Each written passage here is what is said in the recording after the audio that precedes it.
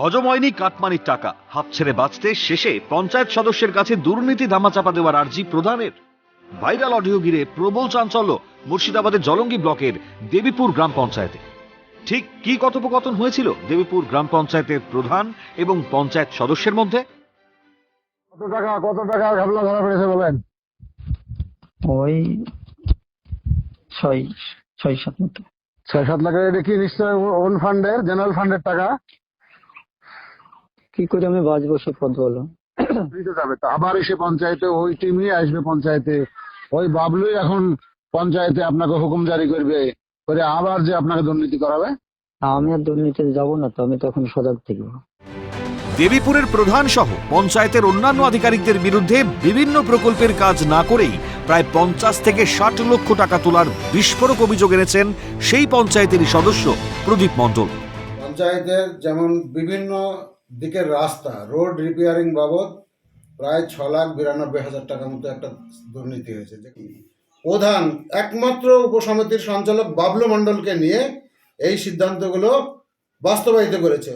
আমি এসডিও সাহেবকে এই টেন্ডার সংক্রান্ত ব্যাপারে যে একটা দুর্নীতি হচ্ছে ওনাকেও লিখিত দিয়েছিলাম, তার রিসিভ আমার কাছে আছে। প্রায় 50-60 লক্ষ টাকার দুর্নীতি আছে আমার কাছে যা তথ্য।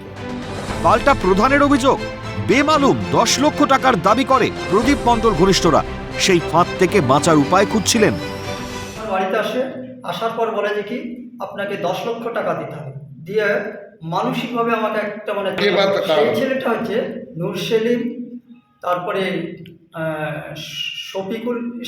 শফিকুল থান্দার। ওরা প্রদীপের যেহেতু কথা শুনে, হ্যাঁ, সেই জন্য প্রদীপকে বললাম যে প্রদীপ মণ্ডল দেখো তোমার এই ছেলেগুলো এসে আমাকে এইভাবে চাপ সৃষ্টি করেছে। এটা সম্পূর্ণ মিথ্যা অভিযোগ। প্রশাসনের ওপর দায়িত্ব দিয়েই দায় ঝেড়েছেন অন্যান্য তৃণমূল নেতৃত্ব।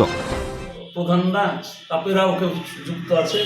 যদি এটা আছে এখন সেটা অভিযোগ করেছে, সেটা প্রমাণের ব্যাপার। তার যে সাজা, আইনগত যে সাজা সেই সাজা, নিয়মগত যে সাজা সেই সাজা। সুতরাং পঞ্চায়েতের ভেতরে কি হয় কি হয় না এ বিষয়েতে আমার খোঁজ নেওয়ার অবকাশ ছিল না, নাইও। নিশ্চয়ই এই প্রচার বিডিও সাহেবদের নজরেও গিয়েছে, তাহলে বিডিও সাহেব তার লেভেলেও তদন্ত করে দেখুন। বিরোধী মহলে সমালোচনার ঝড়।